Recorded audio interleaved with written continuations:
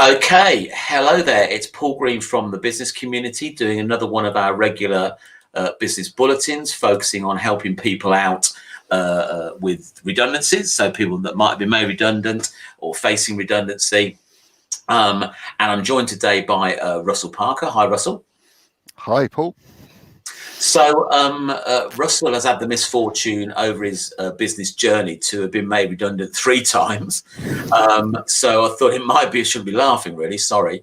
So I thought it might be worth just listening to sort of Russell's story, how he's survived that, I guess, for want of a better expression, and just, where he is today and what some of maybe the opportunities were that he saw on that journey, that anybody listening to this that's in that sort of quite anxious position might be able to glean something from it. So I'm going to hand over to you, Russ. So I'll make you a little bit bigger on my screen.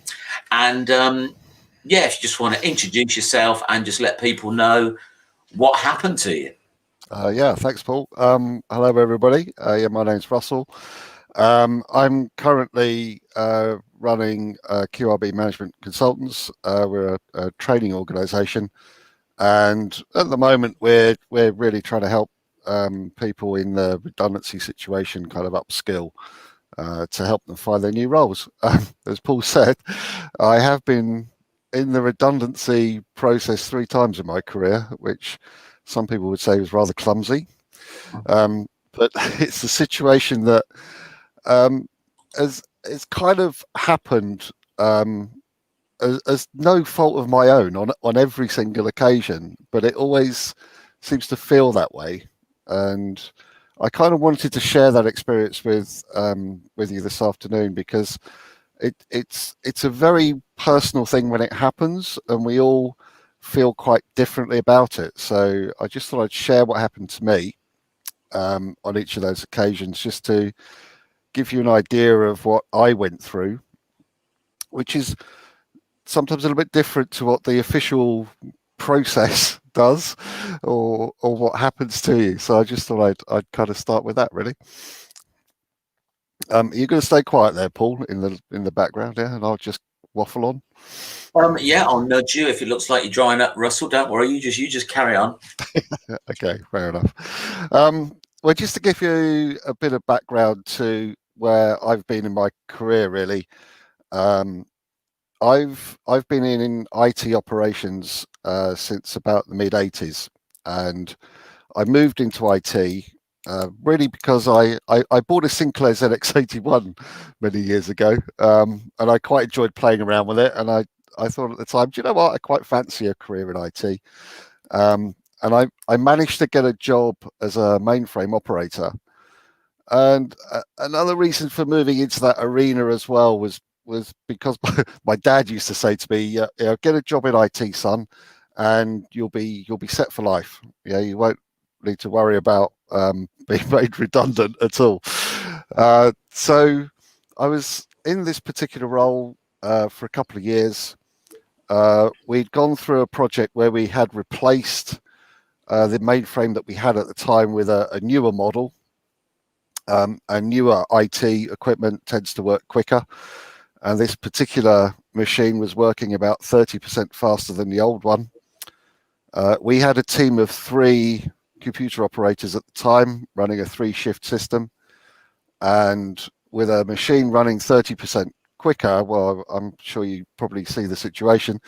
One of us had to go.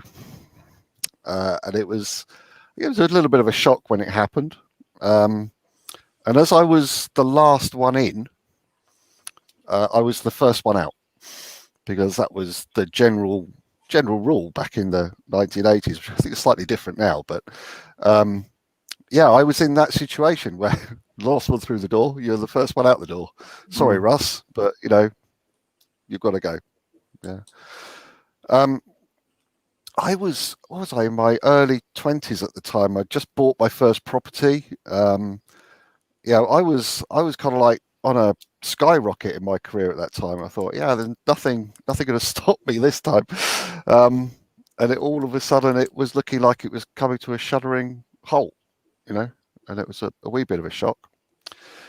But then I guess my first I didn't know this at the time, but looking back on it now, it was probably my first experience of the benefits of having a business network around me, because the engineer who came from the company that the mainframe was manufactured by, he heard that I was going to be made redundant, and he used to go and maintain all of the mainframes in the area belonging to this company, and he just said to me, he said, there's a job going at this other company. He said, I can put in a good word for you if you want. Yeah. So I was really kind of lucky that this happened, because the redundancy notice came in. I had a month notice I had to work. This was about a week afterwards. So I was almost into an interview situation and job offer almost straight away. And I think there was only a gap of maybe 1 or 2 weeks between me finishing one role and starting the next, which was quite lucky, you know. And the role I went to was actually a lot better than the role I'd just come out of. So although it felt quite a bit of a shock at the time, and I was a little bit worried about what was going to happen, I actually came out of that situation a little bit better off, if you like, yeah, which is sometimes what happens. So that was the first time I went through the process, and roll on a few years later, a couple of job posts later, found myself working for an IT services company in Findon, and this company primarily did applications for IBM AS400 equipment. And it had a very small operations support team that was kind of helping clients with their hardware issues off the back of us selling software into them. So we were I joined this operations support team. There was only 3 of us in that as well, but then spent quite a bit of time in that company going around different clients, helping them out, so on and so forth. And that was around about the time, I think, generally economically, the country was going through a bit of a hiccup. And as a support service company, the demand for our services started to drop. And we had a situation, I think it was one Friday afternoon, we were called into the meeting room, and the managing director effectively said to us, look, I've had to let some people go, and I think we lost something like about a third of the programming staff at that time. And he said, well, hopefully this will sort us out and we'll recover, etc. So this was almost like putting the writing on the wall in a way, having kind of experienced this once. I thought, this maybe doesn't look quite so good, but you never know, we might recover. Because you always go through this kind of shock, anger, denial curve whenever this kind of thing happens. And we all kind of went through, wow, kind of shock moment, and then we got into the denial bit, and it was kind of like, yeah, we'll be fine. But then in about 3 months after that, I think we lost some more of the application team, were made redundant, and I think we lost some administration staff as well at that point. We were okay as the operations team because we were the ones actually making profit at the time for the company. But you just had that feeling at that time that it wasn't going well. And I kind of started making a few moves to try and find another role just in case something kind of occurred. And at the time, I think I put an advert. I was living in Milton Keynes at the time, and I put an advert in the Milton Keynes Citizen, AS400 operations expert or something, 28 years old, dark hair, good sense of humour, looking for a role in the Milton Keynes area. And fortunately got a phone call from this guy who worked for a company that was associated with Coca-Cola Schweppes. And he said, well, look, I'm probably going to need somebody, but not just yet. So if I can keep you in mind. And I said, yeah, fine. It's brilliant. Explain my situation. And we just left it at that. And I was quite happy carrying on doing the role I was doing, but knew I had all of a sudden had a nice little contingency in place, if you like, which then kind of kicked in because one Friday afternoon I was called into the managing director's office at 4 o'clock. Yeah, 4 o'clock on a Friday. Sorry, Russ, but we have to let you go. You know, and again, it's a weird feeling because I kind of knew it was coming because the signs were not good. Having been in the office every day for sort of 3 weeks, and you only make money for the company when you're out on the road visiting clients. The signs are there, but it's still a bit of a fright when it happens, you know. And that was because in the first instance I had a month to sort myself out. This was literally here's a check, clear your desk, goodbye kind of thing. And that was really it's like the breakup of a relationship, you know. Can you imagine? Yeah. It's it was upsetting. Even though I immediately I got back home and got on the phone to the guy that contacted me and said, this is now my situation. I think I went in for an interview the following Tuesday with him, and he offered me the job there and then. And I think again I started that one not long after I finished the first. And again that situation led me into a role which had more responsibility to it. It was a much more interesting role. It was with a much larger organization. Because although I started in a company that was supplying Coca-Cola Schweppes, we eventually got assimilated into the bigger machinery, if you like. So I ended up working for the bottlers of Coca-Cola in the UK at that time. And so that turned out to be really really good as well. So on those two experiences, I was not fearful of redundancy. It really didn't hold any fear for me. So actually, I was at Coca-Cola for nearly 10 years. And we had a bit of a swap of ownership because it was a franchise organization. We had an ownership change. Long story. But after the new owners came in, I was having a discussion with my boss and saying, well, what's the situation? Because new owners come in, there's always uncertainty, and there was rumours that there might be redundancies in the pipeline there. And I said to him, what's the situation? What does it feel like? And he said, no. He said, we're fine.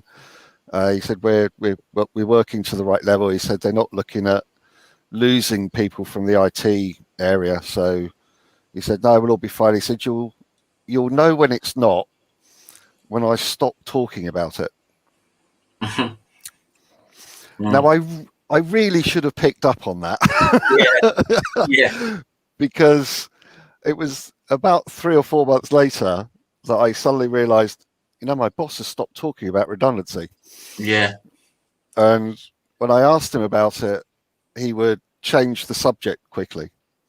So I really should have been aware of that. But again, you get into this denial stage. No, it won't happen. It's a big company. I'm in IT. I'm absolutely safe where I am. And so it came again, this kind of Friday afternoon conversation at 3 or 4 o'clock, well, looks like we're going to be making redundancies, Russ. And your name came up. because at the time I was doing a role which was very business relationship biased. So I was looking a lot towards talking with the business managers to analyze their requirements for their IT solution. And we'd passed some of that over to the local engineers that were scattered around the country because we thought they would be in a much better position to do it. So I had actually shed some of my role off somewhere. So he said to me, well, because we've done that, he said, we're looking at making you guys redundant. There was, again, about 3 or 4 of us that did this. But he said, we don't particularly want to go through the process because as if you've been kind of tuning into these bulletins, you know that there's a process that you need to go through where you need to evaluate people's job roles, etc. And it takes quite a while to go through all the different steps. And he said, it will take a while, but we want to do it quicker. So if you wouldn't mind kind of volunteering, we'll give you a much better package to go than if we were to go through the process and make you redundant. This is a bit, it's a bit like when you look at a contract with a supplier. As soon as you're trying to check in contracts, your time's up, kind of thing. Because I could have stayed and said, yeah, well, let's go through the process, and I might have stayed, but the relationship would have been soured then. Or as I decided to say, okay, well, let's cut it and let's go. I'd only just passed my MBA at that time as well. So in my mind, I was thinking, hey, I'm in a great position here. I've got 20 odd years. Well, about 15 years IT experience behind me. Been involved in support, in management, been doing project management for quite some time, had an MBA, other technical qualifications. How difficult is it going to be to get another role? Yeah. So I thought, yeah, we'll go.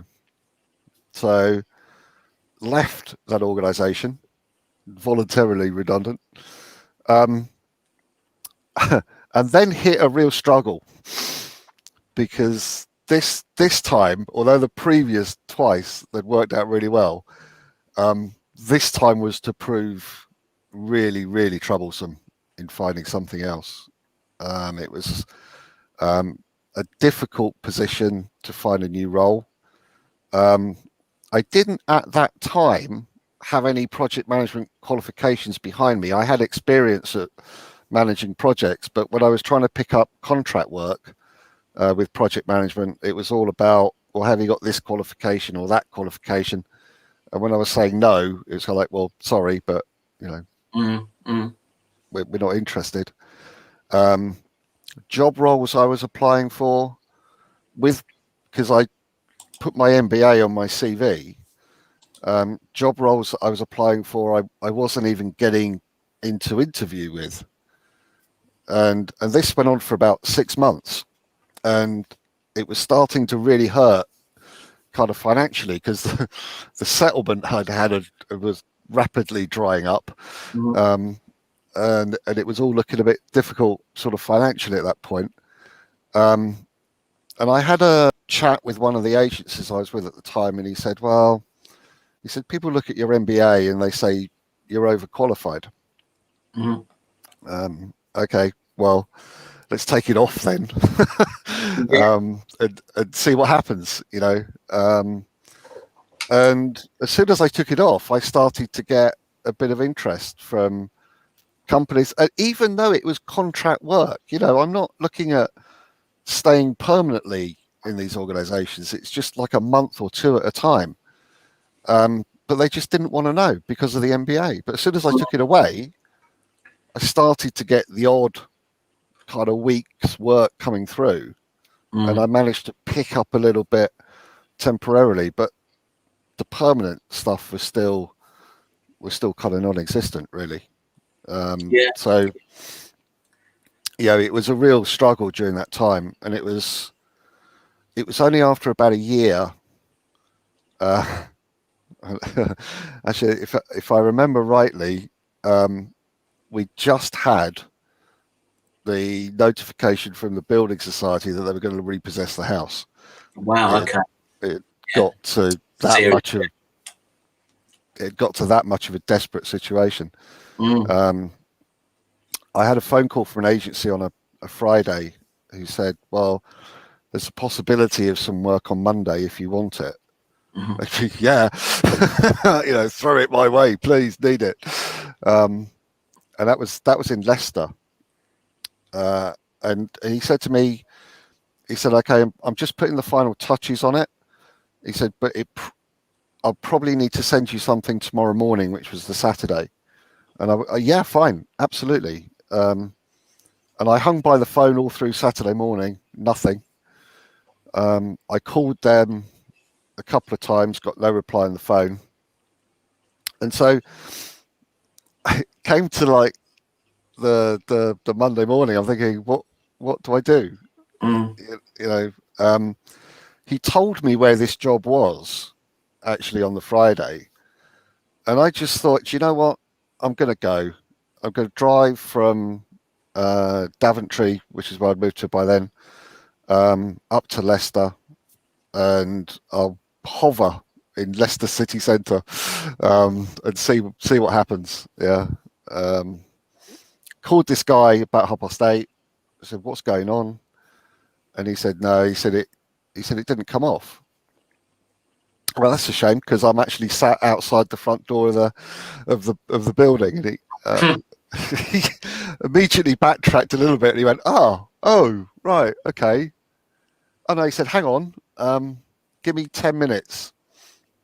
And he phoned the guy in the organisation that I was outside, and he came back to me and he said, "Well, okay, seeing as you're there, this guy wants to see you and just have a bit of a chat." Fair enough. So went in, had a chat with this guy for about half an hour. And at the end, he said, "Do you know what?" He said, "You're here." The situation was they had somebody doing the role, but he was in London and he just recovered from chickenpox, I think. So he was having sick notes handed to him on a weekly basis by his doctors. But every week it was kind of like, "Yeah, I'm coming back. And then all of a sudden it was, "No, I'm not." So this guy said to me, "Look, this other bloke has said that he's going to come back on Wednesday, but he said, do you know what? If you want 2 days work, have 2 days work." And I went, "Yeah, okay, brilliant." And at the end of the 2 days, he said, "No," he said, "You're much better than the other bloke." He said, "Do you want to stay for the week?" Okay. And then something like about 3 years later, I left that organisation because I went from like a 2-day contract to a 1-week contract to a 1-month contract to a 3-month contract to a permanent job. Brilliant. And it was just because I decided to do that morning. Just decided to just go and let's see what happens. Yeah, nothing to lose, I guess, was it at that stage? Absolutely nothing to lose. And again, a situation that's given me more experience for what I've done in the future. Rescued the house. Managed to survive that. Great. And and it did turn around. It was so difficult though at times during that year. And it's the whole situation, although there is help there. And if I was to give advice to anybody off the back of those 3 experiences for me, it's always about never give up. And it does feel like sometimes you are swimming against all currents and tides in treacle. You just constantly keep going and nothing ever comes back to you, but the situation will get better. You've got all the pressures on you, the financial pressures and the personal pressures, and all the things associated. I think that was really useful, Russ. I obviously didn't know the whole story other than the headlines, if you like. But I think from taken from what you've said, I think it's important to leverage and stay connected with your network, whoever your network is. If you've been in a role for a while and you've been in industry for a while, you've probably made those connections with your competitors and with other peers. So it's important to reach out. I think also the important thing is also, which on one of these business bulletins, I think Jo Thurman picked up on. She's a career specialist, and it was talking about tailoring the CV to the role. So where you said you took your MBA off the CV and started to get some interest, sometimes you've got to look at the role, and if you seem overqualified, you maybe need to tone it down a little bit, and just make sure it's appropriate to what you're going. And you touched on it finally, the tenacity. I guess you've got to have that dogged determination to keep at it. And have a little bit of faith that there's something there for you at the end of the tunnel, hopefully. So thanks for that. So ultimately, you started your own business. So one option for people, I guess, if they're being made redundant, is to consider that. So tell us a little bit about that. What had you decide to do that, and what recommendations would you have for anybody that happens to be listening and considering that as an option rather than trying to find alternative employment? Well, I guess the business startup almost came because it was almost redundancy number 4 in a way. Again, the organisation I was working for had downsized quite a lot. I'd kind of had it in the back of my mind in the training industry that I operate in is very heavily biased towards associate trainers who get hired for the week, and you kind of hop around different training organizations, and in the back of my mind I was thinking, that sounds like a nice idea. Maybe that might be the next move. And really the idea of starting up QRB was to do that. And I had a few chats with my boss at the time, because I could see that we were downsizing in a way that the Finden company were doing, and having been there before, you can kind of see the journey that you're on.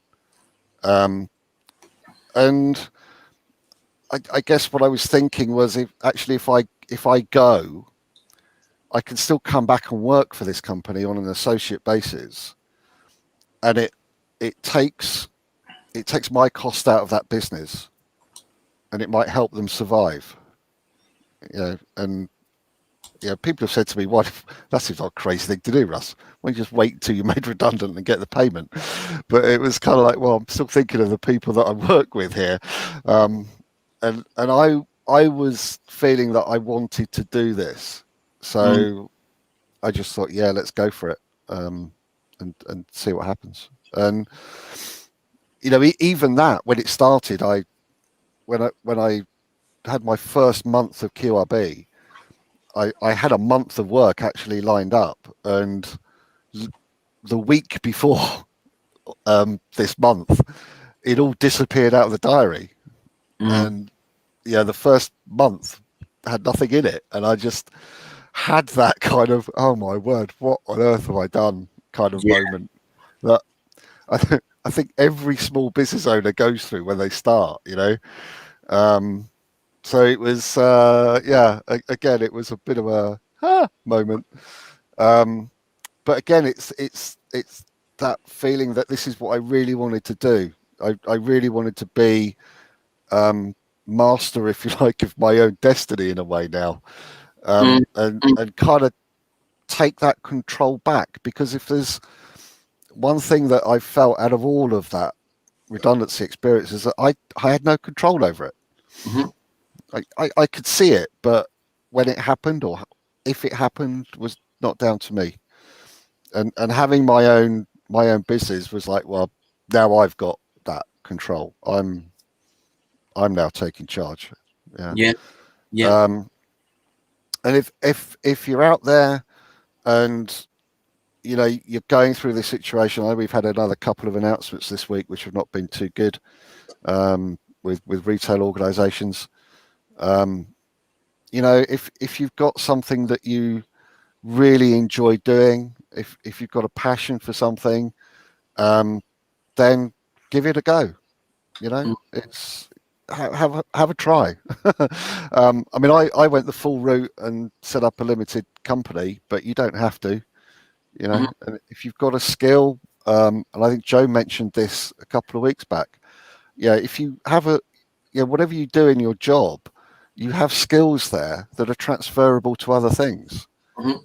And I've seen in my network over the last few weeks people that they're interested in photography. So although they've been made redundant, they start doing photography for people. Mhm. Headshots on LinkedIn and that kind of thing. Mhm. And that's helped them get by. And this particular person I know got another job in a different area, but they're now back in employment. But yeah, if you feel like starting it, then seek advice is probably the biggest thing I would say with Yeah, this. I agree. Absolutely.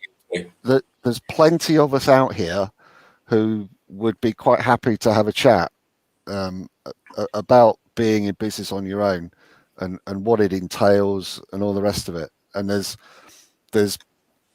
people that will give her advice on careers or startup business or anything, but always ask somebody. Somebody's been there before you. Yeah, absolutely. I'd agree with that, Russ. I think if you know other people that own their small business, have a chat with them. If you know there's a particular industry sector you're looking to get into, reach out to those people. There's local enterprise partnerships. There's also some supportive organisations, part of your local councils, that often offer support for small businesses. Not always money, but sometimes just sort of free support from a business advisor and things like that. So really do take, 'cause it's tough trying to do it on your own, as I'm sure any business owner listening would say. And you don't have to, to get that help. Networking is a good way of meeting like-minded people and, connecting with them both on a social level as well as a business level, so you don't feel that isolation. And also, I think everybody in business needs an ear to bend or a shoulder to cry on at some point. And if you are thinking of starting your own business, absolutely good luck to you. But do get some support from people. Don't do it on your own.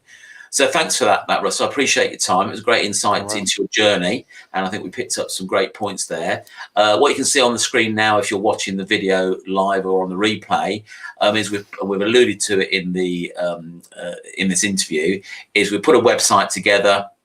It's on the Buzzcom site, buzzcom.co.uk/support, and there's advice there for people who have been made redundant or are looking facing the prospect of redundancy. It's also for employers. Stephen May that commented a little bit earlier, that he's obviously dealing with clients and who go through the denial. And what he's put there is also, it's difficult for the employer as well. I know when I was an operations manager, I sort of jumped into the slot thinking, great promotional opportunity. Then my first job was to sort of close down a little manufacturing outlet we've got with about 10 women and working under a manager, which was not a pleasant thing to have to do. Follow those processes and stuff like that. And also Charles Jones has put a comment as well, seek advice, get that support. Thanks for that, Charles. So do check out that website. Do follow these bulletins. We'll have different people each week, 3 o'clock on a Wednesday afternoon, with an aim of just helping you out in whatever you're facing in the current climate. Also, we'll tag Russell in these. So if you've got questions of Russell, if you watching the replay, then please do put a comment on there, and I'm sure he'll be happy to respond. But do go to the website. We're not looking for consultancy fees or things like that. It's just sort of like pay it forward sort of attitude with the people that are contributing, and there's a lot of valuable content that we'll put these bulletins up there as well. So if you happen to listen to this, you might know people that are being made redundant, then please direct them to this site, because there'll be a lot of valuable information that will help them through it. And, you know, whether they're looking to get into re-employment or whether they're looking to start a business. So thank you very much for your time again, Russell. My pleasure. My pleasure. Thank you, Paul. Thank you.